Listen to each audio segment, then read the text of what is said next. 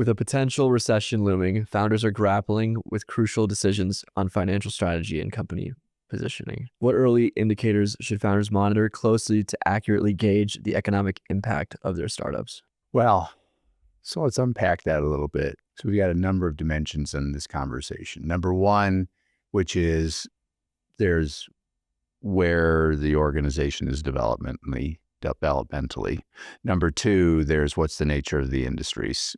Some industries are going to be more susceptible to negative economic growth than others, right? And then those companies, it's really dependent upon where they are developmentally in terms of, stages of development. So let's focus on companies that are, stage 3 at least, right? Stage 3 meaning, for those who do not remember what that means. Yeah.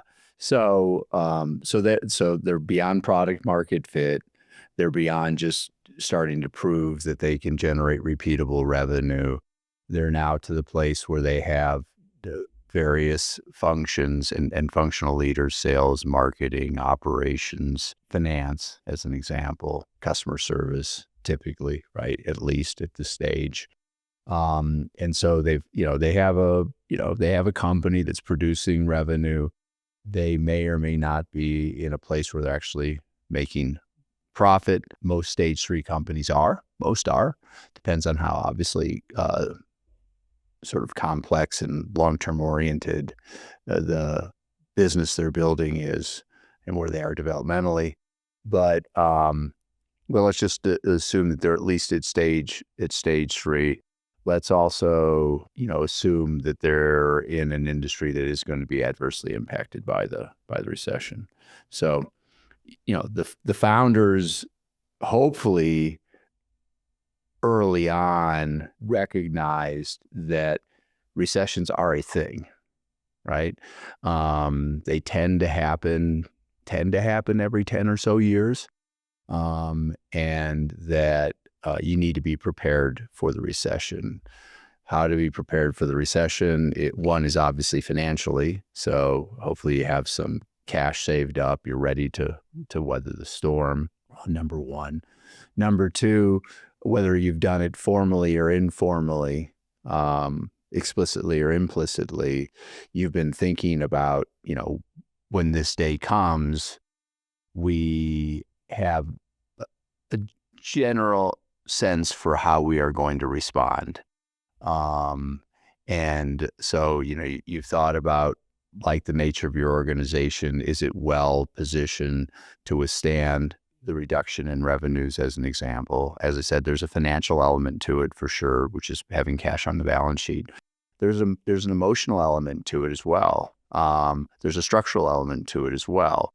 So emotionally, a good founder is saying, hey, we are not having our heads in the sand. We are prepared.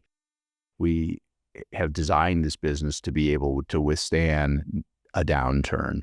And when it happens, we're gonna, it's gonna put pressure on all of us, but we've built it so that we can minimize the level of disruption. We can minimize having to let go people. We can minimize having to do restructurings. Not every founder does this, but I think it's a very wise thing to do, which is when you're starting to build a company, think about the kind of company you're building, think about the marketplace that you're going to be a part of, and to be relatively prepared for these moments. And as I said, it's financially, it's structurally, and it's, we can say emotionally or we can say culturally, but, that's the best way to address moments like this. It's to actually have been prepared. I will stop there and see if you have questions on that. And then we can obviously talk about what happens if you're not prepared. That was, you're not prepared. It sucks. I mean, That's a great answer. it does, right? Yeah. And because what's going to give? Is it, is it going to be that you're going to borrow money? That could be a case, right? You may not have the cash, but you may have a line of credit that enables you to withstand the storm. It may be that, you have to do a reduction in force. Because two things. Number one, you don't need everybody to supply to do the work necessary in order to fulfill the demand for your product. And in that particular case, is it a layoff, like a permanent thing, or is it just we're going to shut down for a couple of weeks and everybody's going to have to deal with that? Maybe it's, people take half their salary or something like that. There's a whole host of different ways that people can deal with a situation like a downturn in demand, a downturn in revenue. But the obvious things are you can either put more money in the business, you can put more equity in, you can borrow, you can lay people off. But what you really want to do as best you possibly can is ensure that it's a bad metaphor, right? But the notion of cutting into fat versus cutting into muscle, right?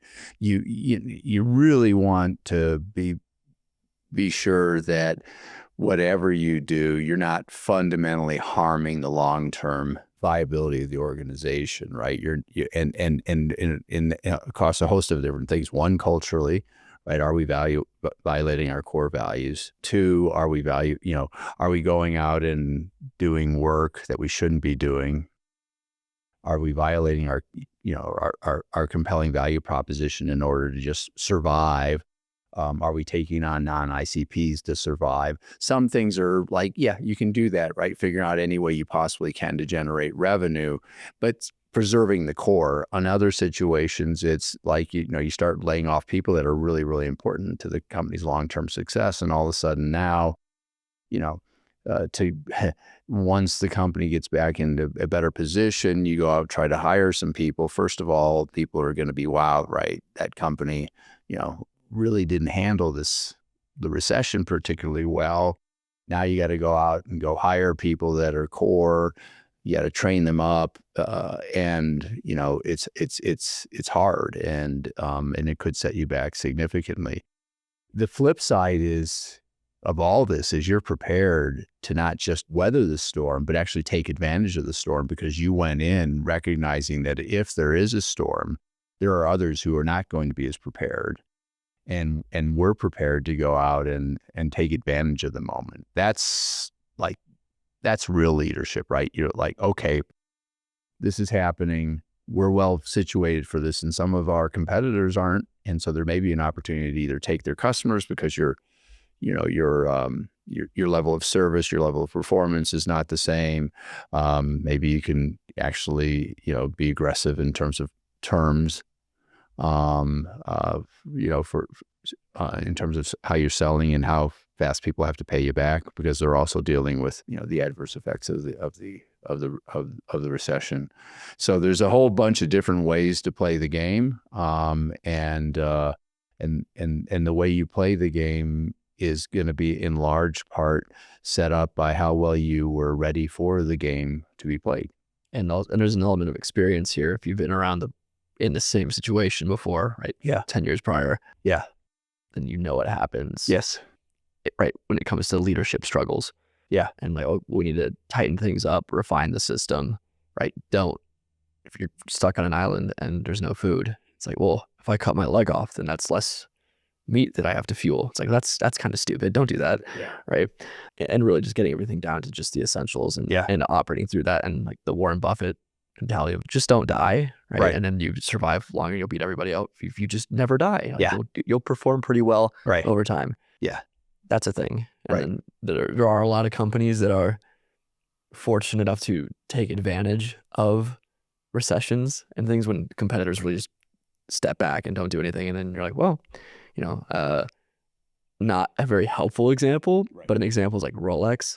It's like when the recession comes and everyone else is like, well, people aren't buying watches, and Rolex is like, well, if anyone's gonna buy a watch, it could be a Rolex, right? So they push heavy on the marketing when that stuff happens, and they see it as an opportunity to step on the gas, not pull back. But obviously their demand far exceeds their supply, so even in the worst of times, it's like, oh, the demand's probably not going to meet supply, so I don't really have to worry about it. Yeah. But I don't think anyone listening is going to be able to take that advice and use that as their model. One more thing on this though is going back to being prepared, right? So, if things are soft and you're playing the long game, softer moments are actually times for you to do work that you just hadn't been able to do, right? Whether it's to clean up your factory or it's to reorganize, right, the way your factory's laid out, or it's to clean up your processes or update your processes. There's a lot of things that most organizations are running lean, relatively speaking, the vast majority of them, and they have a long list of things that they probably been wanting to work on. For us, the software, like technical debt. Technical debt. As an example. The physical world's like, things are probably messy. They got to clean them up. They've been in the shadows. And so, now we have the time to go look into all that and invest in cleaning up our acts so that when things do pick up, we're better off than we were before. As an example, if you have an organization that is specifically set up for hiring and things go soft on the hiring front, this is a great time to go to work on those things, on your hiring system. What things have you wanted to fix that you didn't have any time to fix, right? We literally have that opportunity right now. And as I'm sitting here chatting with you, I'm like, why haven't we gotten to work on that, right? We have a decent hiring system, but there's things that have not been, I have a whole guide that's mostly deck-based, and I want to turn it into a written guide and ultimately into a book. And that's the thing that we can work on right now, right? Because we are not hiring as swiftly as we have been over the years. And so there's a lot of things that you can, do ahead of time and during these times that better position you for the long run. I think a lot of people, where you said, you're just not prepared. I think most people are going to be underprepared. Right. That's just the nature of the things. So how do you keep a cool head when you find yourself underprepared? It's a great question and a number of different answers, right? So one of them would be other people to help you sort of more objectively understand the moment you're in. It could be a coach, it could be a peer group, right? Obviously, what you'd like to have is your leadership team calm, cool, and collective together. Like together, we've all seen this. Some of us have seen some parts, others have seen other parts. But to have a cohesive leadership group that's like, we're in this together, we got this, just another day. And so, so surrounding yourself with people that you trust and can lean into, and then, being real honest about, what's working, what's not working, what are you confident about, what are you not so confident about, what do we need to do to increase our level of competency? As I said, is it a peer group? Is it a coach? Is it your leadership team? Are there others that you can talk to that have what, some experience in the areas that you're missing? Obviously, in certain parts of the business, you can lean into maybe your vendors or other people to help you navigate your way through. You get back to all this is having high trust relationships with your ideal stakeholders and being able to, lean into them. If you recall, I haven't talked about it as much lately. One of the reasons you want to build high trust relationships is you will get knocked down. And when you get knocked down, those people who trust you and want you to be successful, they'll help you. And so hopefully, as you've been making your way through the stages of development, you've been working on creating high trust relationships with your ideal stakeholders. And you can lean into those relationships. I think back to COVID. One of my clients was in the food distribution business to schools. That was like almost all the revenue. That was basically what COVID came in, I want to say March plus or minus in the U.S. And so they lost April and May and June and whatever it was, they just all that revenue. But they swiftly pivoted. and took advantage of their strengths in distribution, and they found other ways to support the community in ways the community needed to be supported in terms of being able to deliver food, because we still had to eat food. And then they did a really good job of maintaining their relationship with their customers, stayed close to them even during that period of time, and they came out of it stronger than ever. It was like really cool. You picked up a new market, Yeah. basically, because you retained the old stuff, And you have a whole new stream. and they developed even stronger relationships with their current community customers. Yeah, and the community, right? and yeah. So I think that ties into the community and culture, right? And then the culture, the community appreciates it because of the culture of the company, right, where they're serving everyone basically as much as they can. And at first, that's just confined to the school system, and then it's, oh, well, now we're doing more than just that. Yeah. So the uncertainty can threaten the organizational culture, but also, like as we said with other things, it provides an opportunity to really define and strengthen it. So why is investing in culture particularly critical during periods of uncertainty? Let's just talk about, agreements-based high trust cultures, right? Part of that trust is developed because people believe in the leadership team and believe the leadership team has what it takes to navigate through the tougher times. Transparency, as an example, is one of the components of trust. And so hopefully, what you've built up to that moment is people trust you. They trust you as a leader. They trust you that you're being direct with them, that you're being open with them, that you've prepared for some of these things. You're always going to have people who hear you but don't totally hear you. So you can't lean in and over index on an individual's perspective. But generally speaking, right, the organization trusts you. They trust your leadership. You've been talking about stuff for a while with regard to why you do the things that you do. You've been doing a decent job of helping them understand that you're preparing. One of the reasons you do some of the things you do is you want to prepare for the rainy day. And as you start to enter into it, you're being open with them about what's going on, how we're handling it. So depends on where, and how swiftly things are happening. If you look at certain downturns like 2008 as an example, as COVID as an example, those were pretty darn swiftly upon you. And so in those situations, you may be having, weekly. I remember, decades ago, where when I was running a, lending and investment business, there was an event. It was the collapse of long-term capital that swiftly just boom, went through the capital markets like a hurricane. And we literally had not just daily conversations, but I set up back, before Slack, I literally did everybody in the company email thread, and we were all just doing reply alls on everything we were hearing. And it was multiple times a day, right? Kind of weird if you think about it. It became a huge email thread, but it was just reply all, this is what I'm hearing, reply all, this is, and everybody in the company was on that email thread. So yeah, we're talking, I forget what this is, 1998, something like that, right? And yeah, I think it's like 1998. And the point is, you're just over communicating,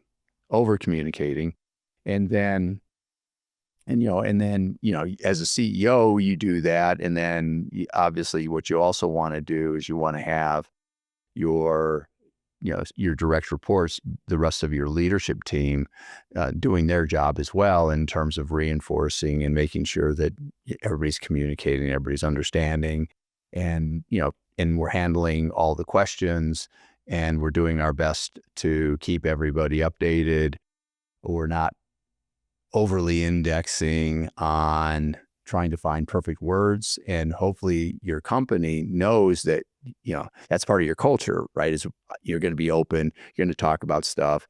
You may say something that's not perfect in terms of how it lands, but they know you're trying to do the best, you're trying to be communicative, and you're not, hiding behind words or fear that what you say is going to somehow or another land poorly for, some segment of your organization, because the reality is you're talking to this whole organization, and the level of sophistication, and sophistication can come from experience, right?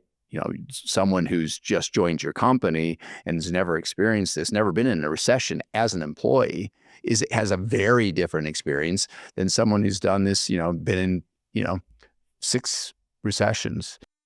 I think that, this is going to sound self-serving, but, one of the things that I have the benefit of, weirdly so, right, is that as working in the financial industry for the first 30 plus years of my career, I wasn't just dealing with recessions as, your typical downturns, but there were, Black Friday, and there are all these, I probably experienced, like, I don't know, I want to say like 7 or 8 downturns that impacted my industry. I feel like even more than that. I'm not going to stop and count them all.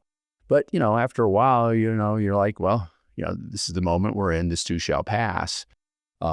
There's obviously some are bigger and some are smaller. 08 was pretty darn big. But, being able to sort of, walk slowly, drink cool water, as a mentor of mine once said, during these moments is pretty important. And that you don't, in a time of uncertainty, you don't want to create artificial ambiguity around the things in the company.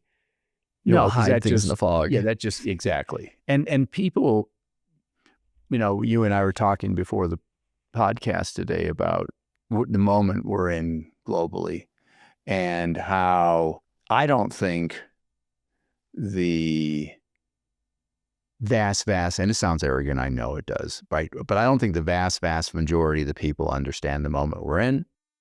Reality is you're going to have within your organization, you're just going to have just a wide range of experiences and comfort with uncertainty. And your job as a leader is to do the best you can to address, it as broadly as possible. And part of that means, and just obvious to me, right?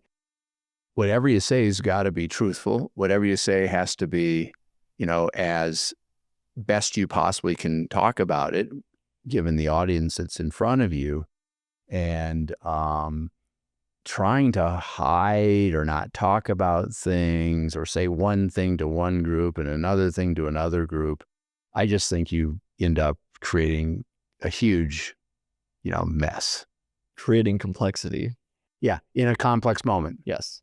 And the last thing you want to worry about is like, well, what did I tell this group? And what did I tell this group? Does this group know that this group knows this? Is this, and then you're just wasting time worrying about things that you created on top of the things that already exist, whether you like it or not. Yeah. And I've been through this before on numerous occasions where, someone wants someone, and they're coming from a good place, but they're like, hey, classic Jack Nicholson thing. They can't handle the truth right now. It's like, no, right? Because it's either I'm going to talk about it, or we're not going to talk about it, or maybe I talk about it to this group and then that group talks about it to this group. But the reality is we got telephone tag going on, right? And so, so the way that I talk about it and answer questions, the way that maybe the next group down talks about and answers questions, that may even come across as contradictory. And now all of a sudden you're like, you're back shoveling, stuff that you didn't need to back shovel if you just would have been as open as you possibly can with the entire organization. So there's no right answer, when and obviously we're talking about, a wide range of situations, some situations where, as I said, the downturn may be an opportunity, and it's really easy to talk about the opportunity and make this into, this is a really good moment for us. In other times, it's we got to hunker down, but it's not a big deal. In other times, whoa, we got to hunker down, and this is a really big deal. So there is a continuum, obviously, in terms of the nature of the moment when a recession, a downturn comes along for every single company. And as I said, it's dependent upon the industry, it's dependent upon stage of development. But what what it ultimately gets down to is what we talk about all the time here, right? Which is creating a high trust, relationships with all of your ideal stakeholders, being as open as you possibly can. The things that you can't talk about are usually the personal stuff, right? The individual things, the individuals and what's going on with them personally. Or confidential stuff that you can't talk about either, right? Yeah. And then, but it's interesting. I lean more towards, You bias towards, all right, this isn't as secret, right? We trust everybody in the company. Yeah. And the other thing is, right, if you get into the situation and you have a culture that prioritizes comfortable and like, oh, we don't talk about this, that's going to upset some people. Yeah. Well, then when you get to the point where you have to talk about it, Yeah.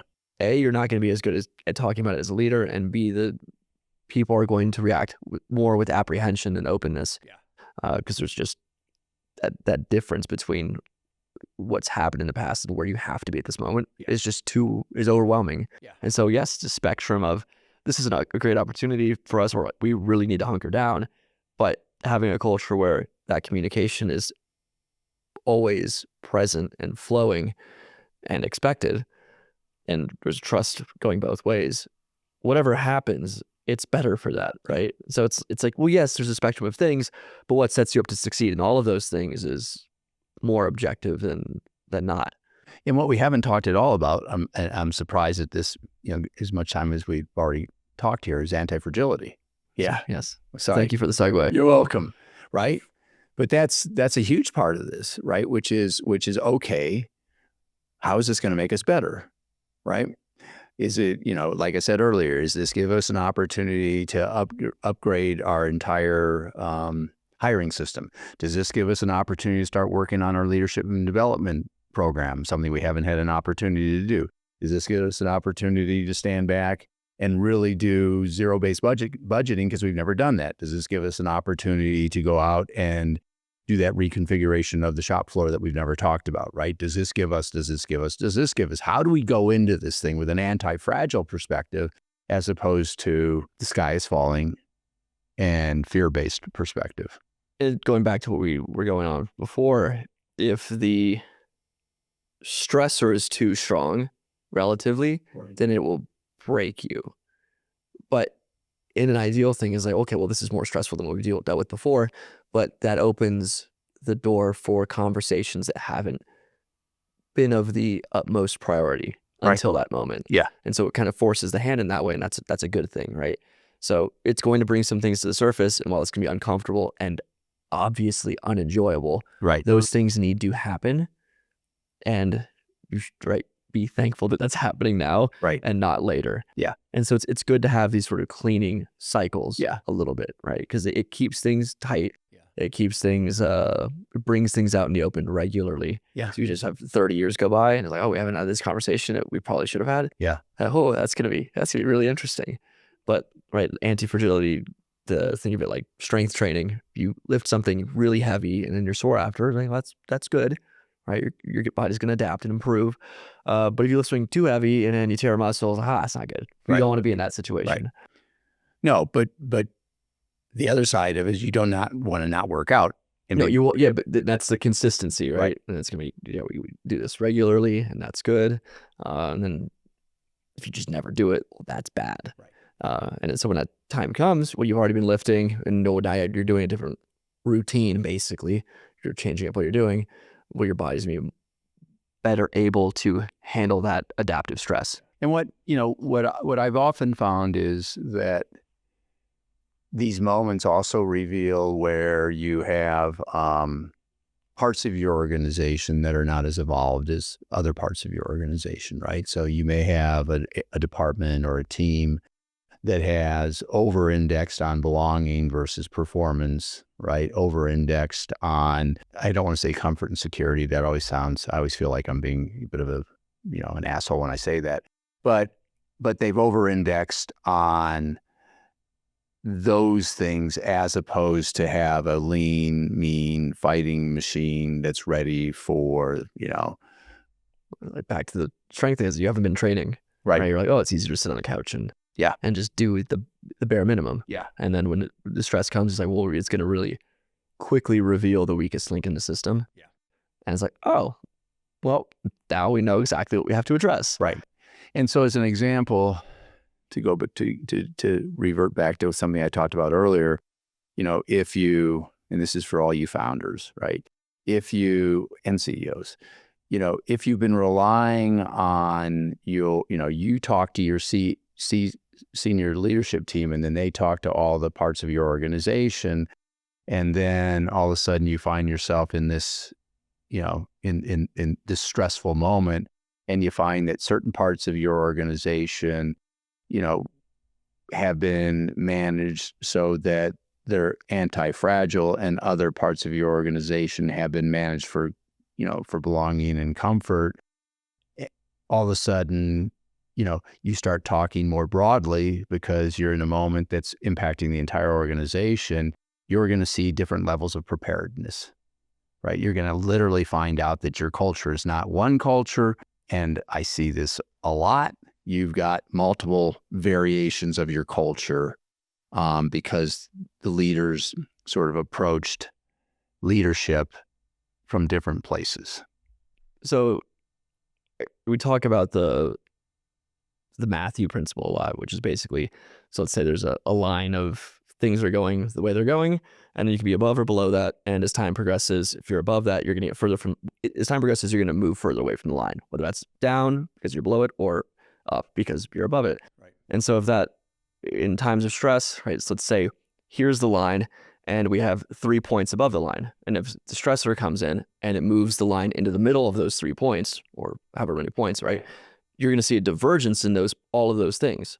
And so before, where it's like, oh, well, all the teams are strong. Some teams are a little bit stronger than others, but who cares, right? Right. Well, now you're going to see not only is there a clear difference between all the points, but the teams that are below the line are going to drop. Not only because, well, that's the nature of the thing, but also they're not used to being in that position. Right. So they don't know how to pull themselves back up. Yeah. And then the teams that are above it, well, they're still going to continue to strengthen, right? They're going to be above the line. They're going to be improving as a result of this thing. But they're also now going to be not happy because, almost every, I can only speak with complete insight into our company, right? But in our company,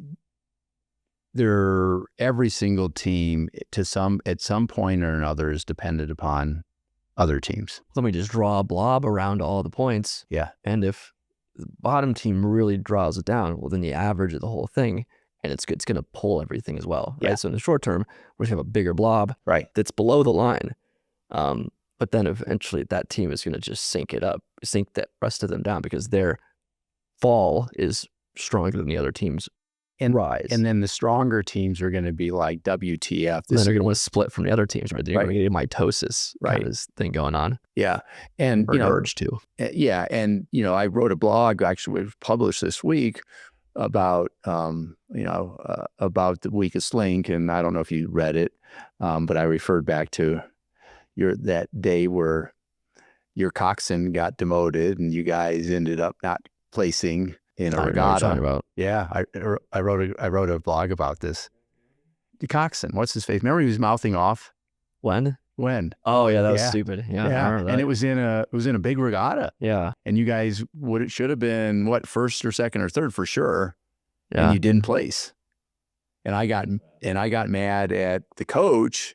I thought it was unfair, but when I reflected on it afterwards, I was like, you guys, you're only as good as your weakest link. And if you knew that Wen was like mouthing off and he got you all in trouble, basically.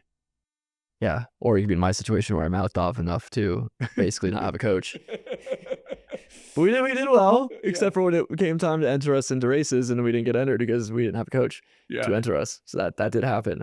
Lots to go into on that end. But the weakest link thing is a real thing, right? Yeah. And so what I wrote about, and I wrote this blog, well, especially in something like that where that does really matter, right? Yeah. Because if you're in a boat, everyone's rowing, and then you get one person that's just rowing really badly out of sync, not carrying their weight in the boat. It's like, well, not only is that just basically an empty seat, but they're harming the rhythm of the rest. Yeah. And then so, we have a coworker who talks about thing is you put a sandwich in a seat, and if the sandwich performs better than the individual in that seat, that says a lot. And you're like, that sounds so stupid, but there are situations where a sandwich would be better than the person. Yeah. I just think it's funny that it says a sandwich, but yeah, that's the thing. We should make it a bologna sandwich. I just think it's so stupid about a sandwich that makes it funny and memorable. Yeah, bologna sandwich. I don't know. Yeah, because it's BS. Yeah. You got the BS sitting in the seat, right? Sure. Yeah, but the point, but the point here, right, is and what I wrote in the blog, and I literally wrote the blog. I think I wrote it almost a decade ago, but I wanted to. I knew there'd be a day when it would really make sense for publishing. Imagine that your culture is so strong that every single quarter you could say, so let's just say on the leadership team, Mark, you're the weakest link. We're going to work on you this quarter, right? These are the things that we think you could do better for the betterment of the company or the team, right? And you're constantly just working on your weakest link, and you're creating a culture where everybody knows that we are only as good as our weakest link, and so we care, but we care about one another, and we're going to work on our weakest link, and then likely the next quarter it's going to be someone else, and the next quarter it's going to be someone else. And it's likely that the vast majority of you at some point or other is going to be the weakest link. Now, that culture, starting that in the beginning, is going to be hard. That first person who gets designated the weakest link, and like they're the focus. It's not like you're the weakest link, and then you all dance around them with a shame dance. You put a dunce cap on their head, right? And then you make them just like sit really awkwardly in the middle of a thing, and no, that's not how that works. No. Right? It's just, this is an opportunity for like, right, this person needs most attention right now. Needs most support, and that's good that you can identify that. And it's not, right, don't be like, you suck, you need help. Right? It's not an intervention, it's just an opportunity. And it's not like the old thing of, well, we just fire the bottom 10% every year. Right. Like, don't do that. No. Don't get those two things confused. Right? Those are completely different mentalities. One is just, we just want to elevate everybody, and some people need more help than other people. And that might just be because, well, you're going through something, that something happened personally, and like, well, we need to come in and help that person, right? We need to get them through whatever that moment is. And then once we do that, then, well, that might have taxed somebody else, and then, well, now we need to help them. But there's always going to be someone in that situation versus like, now you're just fired. And then everyone's trying to be comparative and survive at the expense of the things. It's like, I just need to make it next quarter or next year, and that's all that matters. Right. And then trying to sabotage other people, play a zero-sum game. I don't feel like we don't need to go into why that's bad. But it still happens. It still exists. So you kind of have to talk about it. And so the big idea here is, you are only as strong as your weakest link, especially, and I believe this more than ever, like I said, absolutely in our company, and I think in most companies, where, because you're working across the organization. This is why an operating system obviously is so important, right? Everybody is on the same system. Everybody's using the same language. Everybody has the same tools. Everybody has the same disciplines, right? Whether it's weekly meetings, quarterly discussions, feedback sessions, et cetera. And, we're all in this together, and we're all focusing on not just the resiliency part, which is to save money for the rainy day, or to have the line of credit that you can tap into, or to have high trust relationships that you can lean on, but even better, right? Taking this moment and becoming even more anti-fragile, learning from it, growing from it, taking advantage of the opportunities that are provided by upheaval, by a recession, by, tough things happening, that gaps opening up. That not everybody's prepared for, by gaps opening up, right? And it's just a very different way of, obviously think it's a smart way of playing the game. So I think a lot of people, when they get into these situations, they're like, oh, whatever the purpose of the company, the broader mission, they're like, that's just a luxury. We don't need to worry about that right now. We just need to make it through by any means necessary. Right. And that comes back to your forever agreements. Right. And I would imagine there's a strong urge in most people to just put that aside and just worry about the day-to-day every day. Right. Just survive this day, survive this day, survive this day. So I would disagree with that. But what does purposeful leadership practically look like in a downturn? Well, let's go through the forever agreements. First of all, are we going to change our culture? No. Just period in the discussion, right? So now you could say, well, what happens if your culture wasn't actually, sort of set up for this kind of moment? Well, then I'm like, well, back to being thoughtful from the very beginning, right? A founder, I think, should be thinking about these things from the very beginning as part of the Vision Builders Workbook. Well, Right. is that an issue of we didn't have it defined properly, we need to tweak some things, or is it we didn't have it reinforced properly, right? We don't, or people like we have all this list of principles, these core values, and people don't understand what they mean or don't truly appreciate them, right? And where's that coming from? Yeah. There's going to be if culture is an issue in this moment, it's Yeah. like, well, there's going to be a reason for it, and Yeah. so find out that core Yeah. insufficiency. Yeah, but presume for a second that it's you were thoughtful about your core values and take it a level for your principles. Don't mess with those things, right? Lean into them as opposed to the opposite. Number one.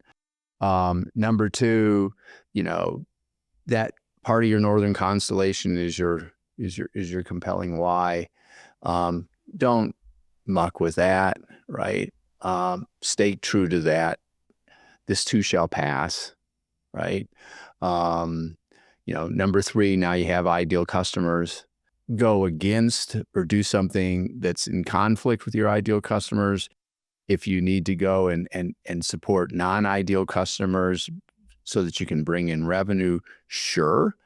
But don't do it to the detriment of your relationship with your ideal customers, right? Don't change things up that your ideal customers are going to react negatively towards. And that tends to mean don't change your compelling value proposition, whatever the reason they're buying it from you, right? All of a sudden, let's just say that, you destroy your services organization. So no, all of a sudden, people, it used to be within 5 minutes you would hear from us, as an example. Do not, maybe it becomes 6, maybe it becomes 7. If you really had to go there, my preference would be no, that you do not veer from that. But you don't go from 5 minutes to, the next day kind of a thing. That's just indicative of you not having your act together, and now you not having your act together on something that's kind of core to who you are. That's going to harm your relationship. That's going to harm the level of trust your customers have in you. So be mindful of these things, right? Whatever is core to who you deeply are, keep those stars a shining. I don't know, right? But does this make some sense? Yeah, and especially if you're B2B, right? That someone your client is going to be also struggling. Yeah. So the last thing they need is like, well, you're not helping them out, Right. so you're not serving them well, and then also like you said, you're harming the trust with them because like, well, are they? So if you go from 5 minutes, like, oh, now it's a week, or are they shutting down? Do I have to go look for someone else? Yeah. Whether it's B2B or B2C, I would think it's the same. Well, you could say B2C if you're a strong person, you're strong in the market. And, yeah. Right. People are going to, the motivations are going to be different, right? We're going low cost versus whatever. Yeah. It's just more nuanced. Whereas the B2B, it's like, no, they're also probably suffering here. Yeah. B2C, you just say, well, they're buying less things. So from a customer support thing, it's like, well, we could actually probably be slower. You could probably justify that. You shouldn't justify that. Right. But it's just not as significant as the B2B side of things. And not being a B2C guy, I can't speak to that. I just know that from a philosophical perspective, I would still want to, do the best I possibly can to not screw up with my customer value proposition. Yeah. If you're a consumer versus a business, you are less reliant on those that you purchase from to operate for the most part. Right. Because it's like, if it's an essential thing that as a B2B, if a business is buying your services, it's probably pretty core. Yeah. So yeah, it's like, so say for Slack, for an example, if they're just say, oh, they had a bug and then the server's down for a week, that doesn't work. Yeah, that's gone. Same with Teams, Google, right? If that happens, then well, that doesn't work. But, in the consumer business, I mean, we don't need to keep going here, right? But, let's just say you have 1 million customers and all of a sudden, thousands of them are like bitching because this is, you're not doing what you used to say you do, right? That's pretty powerful too. It's a little more murky on the customer side of things. And all that was just to say, right, when your purpose is much more more concrete as a B2B thing, because as a B2C, you should reframe it as, well, we need to take this time to like really revamp our systems, and then the consumer is much more forgiving than a business would be. Yeah. Whereas, I understand where you're coming from. Yeah. So to close out, do you have anything else that you want to say, about using the crisis as an inflection point for building companies that truly matter, or anything along those lines? Well, I say this all the time, but I think once the company has gotten to stage 3, stage 4, stage 5, and I think stage 4 and stage 5 are really important here. You are playing a long game, and you need to be thinking that as a founder, as the CEO, you need to be thinking about the long game. And part of thinking about the long game is being prepared for these moments. And part of being prepared for these moments is not just having cash, right? It's having an anti-fragile culture, as an example. It's zero-based budgeting all the time, right? All the time, every single year, right? Making sure that we are a lean, mean fighting machine. It's not finding yourself, all of a sudden waking up one day and there's a recession and you realize that your organization, has, has lots of complexity that's not particularly useful. Maybe it's over bloated, right? Because you didn't do the hard things that you should have done last year or over the last 3 years. And all of a sudden, instead of, I'm just making this up, and I don't mean to be harsh, but all of a sudden, instead of having to furlough 10% of your employee base, you actually have to let go 30%, because the reality is 15% of it shouldn't have been there anyway, because, you just weren't lean and really operating at a sort of a high level of fitness, if you will. So play the long game, be prepared for these things, have the discipline to do zero-based budgeting every year, have the discipline to make sure that up and down and across the organization, none of our weakest links were too significant. Have the discipline to make sure that the organization, culturally speaking, is one where they're used to you chatting, used to you talking about things, where transparency is high, where they recognize that life is not always, daisies and, soft, gentle music. All right. Thank you. You're welcome.